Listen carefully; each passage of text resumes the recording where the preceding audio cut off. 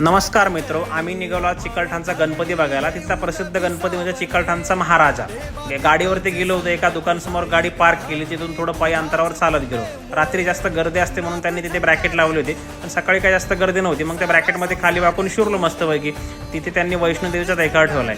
समोरच आईचे प्रवेशद्वार लागले। प्रवेशद्वारमध्ये आतमध्ये गेल्यानंतर मग समोर त्यांनी तुकाराम महाराजांची मूर्ती केली आहे। प्रथम गणरायांचे दर्शन घेण्यासाठी स्टेजवर गेलो। जरा थोडी गर्दी होती, त्यांना म्हटलं सरकाव बाजूला, घेऊ दे मलाही दर्शन। मग काय गणरायांचे दर्शन घेतले, खाली आलो। खाली आल्यानंतर मग आईचा गड चढायला चालू केले। त्यांनी मस्त पायऱ्या केल्या, खाली नदीवरती मस्त पूल, मस्त व्ह्यू केलाय। पूल चढून थोडं वर गेलो, आजूबाजूच्या डोंगराची जरा शूटिंग वगैरे काढले। रविवार असल्यामुळे बरीचशी गर्दी होती।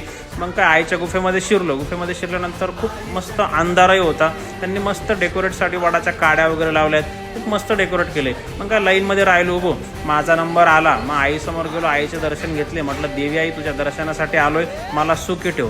आईचे दर्शन घेऊन खूप मस्त वाटले, प्रसन्न वाटले। मग बाहेर आलो। बाहेर आल्यानंतर मग ते भैरवनाथांचे दर्शन घेतले। भैरवनाथांचे दर्शन झाल्यानंतर मग खाली परत डोंगर उतरलो। खूप मस्त व्ह्यू केलाय तुम्ही या नक्की।